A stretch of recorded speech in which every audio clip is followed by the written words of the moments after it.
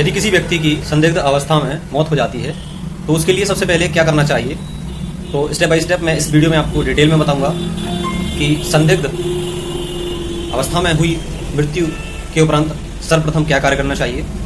चलिए वीडियो शुरू करते हैं।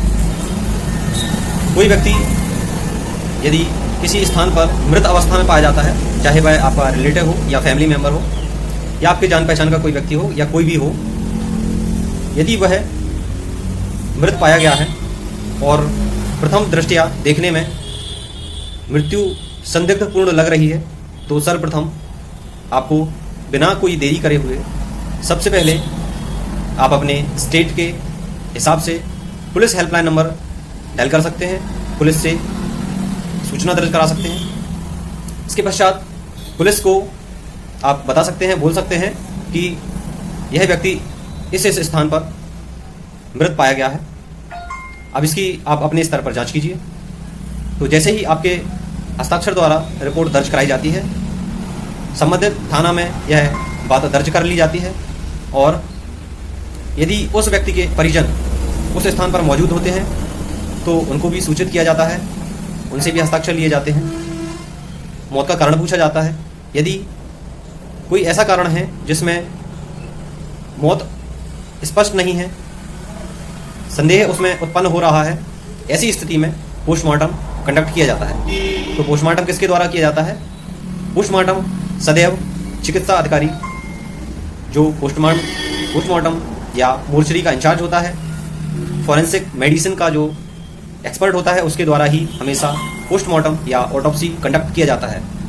इस प्रक्रिया के दौरान वीडियोग्राफी और फोटोग्राफी दोनों ही की जाती है। साथ ही साथ बिसरा को एकत्रित करके संबंधित फॉरेंसिक लेबोरेटरी को भेज दिया जाता है और उससे रिपोर्ट मांगी जाती है। रिपोर्ट जैसे ही प्राप्त हो जाती है तो मृत्यु का कारण स्पष्ट हो जाता है कि किस कारण से मृत्यु हुई है। कभी कभी घर पर भी अचानक से किसी व्यक्ति की मृत्यु हो जाती है, तो उसमें देखा जाता है कि उस अमुक व्यक्ति ने जो मर गया है उसने ऐसा कोई पदार्थ तो नहीं खाया था जिसकी घर वालों को जानकारी ना हो, या उसके संपर्क में कोई व्यक्ति आया हो, कोई घर से रिसेंटली गया हो, अचानक से कोई गायब हुआ हो। तमाम तरीके एक मृत्यु के हो सकते हैं। तो उन सारी जानकारी जो आपके पास में है पुलिस के साथ में आपको शेयर करनी है और कोशिश करिए यदि आपके आसपास कोई फॉरेंसिक का जानकार रहता हो तो आप उनसे संपर्क कर सकते हैं, उनको फ़ोन करके बुला सकते हैं, जिससे कि वो आपके स्थान पर मौके वारदात पर ससमय आ जाएगा और पूरी सिचुएशन को समझेगा, जो डेथ कॉज हुई है उस एरिया को कवर करेगा। इसके बाद में पुलिस को इन्फॉर्म भी करेगा, पुलिस को बुलाएगा, जो जांच है प्रारंभिक जांच को वह नियमानुसार कंडक्ट कराएगा। उसके बाद में क्या स्टेप होने चाहिए वो भी पुलिस के सामंजस्य से आगे बढ़ाएगा। कुछ स्थितियों में ऐसा देखा जाता है कि पुलिस को फॉरेंसिक की संपूर्ण जानकारी न होने के कारण जो एविडेंस मौका वारदात पर प्राप्त होते हैं वह टेम्पर होने का भी डर होता है, क्योंकि जो पुलिस कांस्टेबल होते हैं उनकी प्रारंभिक जो अधिमानी अर्हताएँ होती हैं या उनकी प्रारंभिक अर्हता जो होती है वह इंटरमीडिएट होती है। अगर उत्तर प्रदेश के केस में देखा जाए तो इस स्थिति में यदि कोई नया कांस्टेबल है, उसके ऊपर का उच्चाधिकारी है, यदि दरोगा वर्ग का है कोई व्यक्ति ऐसा ही है, तो उसका स्तर जो होगा वो स्नातक स्तर का होगा। इस स्तर पर फॉरेंसिक की डीप नॉलेज होना संभव नहीं होता है यदि उसने स्पेसिफिक डिग्री या डिप्लोमा नहीं किया है। तो ऐसे में फॉरेंसिक एक्सपर्ट का होना बहुत ही लाभदायक होता है।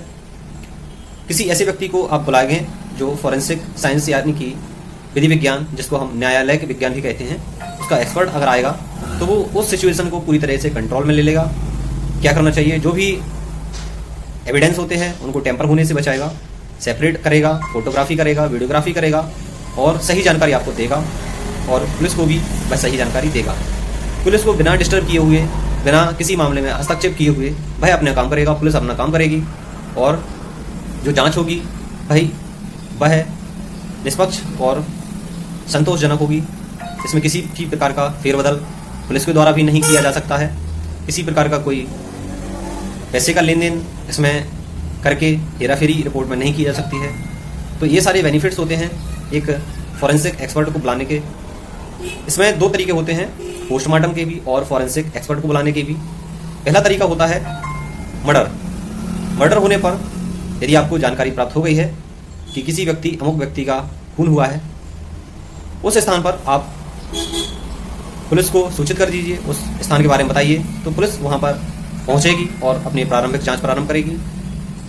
डू नॉट एंटर वाला एक टेप होता है फॉरेंसिक डिपार्टमेंट के पास में, वो पुलिस के पास में भी होता है, उस एरिया को कवर करेगी। इसके बाद में पुलिस का काम होता है वह फॉरेंसिक टीम को बुलाएंगे। तो जो गवर्नमेंट ऑफिशियल होते हैं फॉरेंसिक, जो लोकल फॉरेंसिक होती है, जैसे कि वहाँ पर आवश्यकता के अनुसार मोबाइल फॉरेंसिक साइंस लेबोरेटरी को भी बुलाया जा सकता है, या फिर जो डेड बॉडी होती है उसको पुलिस वैन में या एम्बुलेंस में लेकर के पोस्टमार्टम हाउस, जो नियरेस्ट सरकारी अस्पताल होता है, वहाँ पर जो मोर्चरी होती है वहाँ पर ले जाया जाता है। चिकित्सा अधिकारी द्वारा, वहाँ पर डॉक्टर के द्वारा पोस्टमार्टम कंडक्ट किया जाता है, पंचनामा भरवाया जाता है। पंचनामा भरने के बाद में पोस्टमार्टम की प्रक्रिया पूर्ण होने के बाद में बिस्तरा एकत्रित करके FSL भेज दिया जाता है। FSL का फुल फॉर्म होता है फॉरेंसिक साइंस लेबोरेटरी। यह आपकी रीजनल भी हो सकती है और स्टेट भी हो सकती है, और इसके बाद में फर्दर प्रोसीडिंग होते होते यह सेंट्रल फॉरेंसिक साइंस लेबोरेटरी तक जांच के लिए जा सकता है। तो इसमें आप लोगों ने FSL का कार्यप्रणाली देख ली है। अभी आपको हम बताते हैं पोस्टमार्टम भी दो तरीके से होते हैं, एक वॉलंटरी भी होता है और एक गवर्नमेंट द्वारा भी कंडक्ट किया जाता है। मर्डर के केस में फोर्सफुली, यानी कि आपको उसका जो है पोस्टमार्टम करवाना ही होता है। जब तक कि पंचनामा 5 लोग भर के दे देते हैं तो पोस्टमार्टम कंडक्ट कर दिया जाता है। यदि 5 लोग लिख के नहीं देते हैं तो भी कुछ विशेष परिस्थितियों में पोस्टमार्टम किया जाता है, और यदि उसके परिजन मना करते हैं तो उस स्थिति में ये पुलिस पर निर्भर होता है कि पोस्टमार्टम कराना है या नहीं कराना है। पुलिस के द्वारा ही रिक्वेस्ट की जाती है डॉक्टर से, जो इंचार्ज होता है मोर्चरी का, उनसे रिक्वेस्ट की जाती है कि आप इसका पोस्टमार्टम करें और जो फॉरेंसिक रिपोर्ट है उसको मंगाएं, या फिर पोस्टमार्टम रिपोर्ट बना करके आप हमें प्रेषित करें। तो ये पुलिस के द्वारा मांग की जाती है और डॉक्टर के द्वारा पोस्टमार्टम कंडक्ट किया जाता है। अब एक बात और आती है कि पोस्टमार्टम लाभदायक है या नहीं।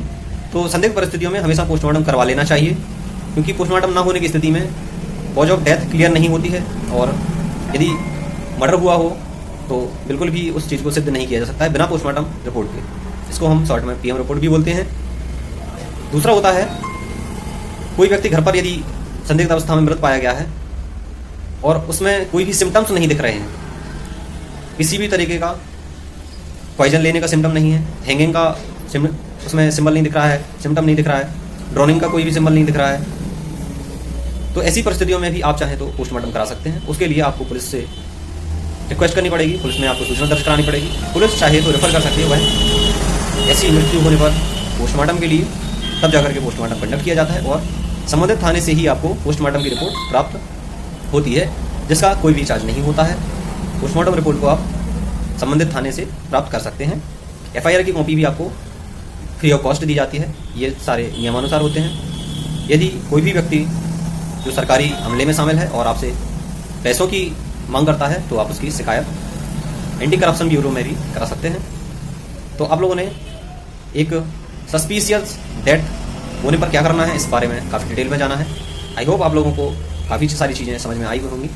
यदि कोई भी चीज़ पॉइंट रह गया है तो आप कमेंट कर सकते हैं, या आप मुझसे 1 to 1 बात करना चाहते हैं, हेल्प लेना चाहते हैं या कंसल्टेशन करना चाहते हैं तो आप हमारे चैम्बर पर आ सकते हैं, विजिट कर सकते हैं, या आप मेरे कॉन्टैक्ट नंबर पर, जो कि मेरे visiting card community tab line में आपको मिल जाएगा मेरा नंबर, वहाँ से आप कर सकते हैं, या कमेंट में अपना नंबर छोड़ सकते हैं और अपनी प्रॉब्लम बता सकते हैं। डेफिनेटली आपकी समस्या का समाधान किया जाएगा और आपको सही परामर्श दिया जाएगा। इसी के साथ इस वीडियो में इतना ही। मिलते हैं दूसरी वीडियो में, तब तक लीजिए हिंद।